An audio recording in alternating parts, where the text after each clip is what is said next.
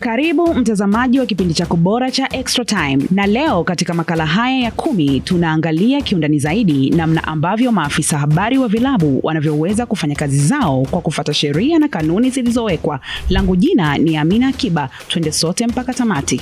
Katika siku za hivi karibuni, mpira wa Tanzania umekuwa na matukio mengi na ya kusisimua yenye kubeba hisia za ndani na nje ya uwanja, ambapo nje ya uwanja sio mashabiki pekee, pia ni namna maafisa habari wa vilabu wanavyoweza kuchangia na kuongeza mvuto katika mpira wa miguu. Katika siku za hivi karibuni, mpira wa Tanzania umekuwa na matukio mengi na ya kusisimua yenye kubeba hisia ndani na nje ya uwanja, ambapo nje ya uwanja sio mashabiki pekee, pia ni namna maafisa habari wa vilabu wanavyoweza kuchangia na kuongeza mvuto katika mchezo wa mpira wa miguu. Tunaweza jiuliza, je, maafisa habari wa vilabu wanafuata sheria na kanuni zinazoongoza katika utendaji wa kazi zao? Mara kadhaa kumekuwa na kuripotiwa kwa baadhi ya maafisa habari wa vilabu nchini kukiuka maadili na miiko ya kazi zao katika kuzisemea klabu zao, ambapo faini pamoja na makatazo yanayotolewa dhidi yao. Hii inaonyesha kuwa bado kuna tatizo kwa maafisa habari nchini.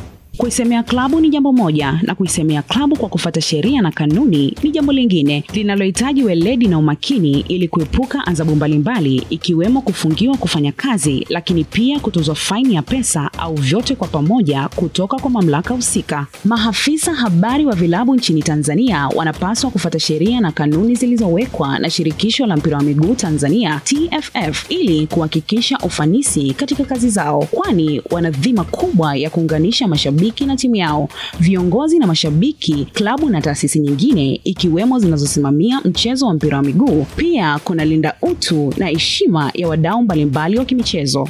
Ili kuhakikisha maadili yanafuatwa kwa maafisa habari nchini, hakuna budi kwa mamlaka husika kutoa mafunzo ya mara kwa mara kwa maafisa habari kuhusu mbinu bora za mawasiliano, matumizi ya mtandao wa kijamii bila kuingilia utu wa watu wengine, pia kuhakikisha uwajibikaji unafuatwa kwa maafisa habari ili kuhakikisha kuwa taarifa zinazotolewa ni sahihi, zenye ukweli na zinazofuata kanuni za TFF. Wahenga wanasema kila safari ina mwanzo na mwisho, na hapa ndio mwisho wa makala haya ya Extra Time.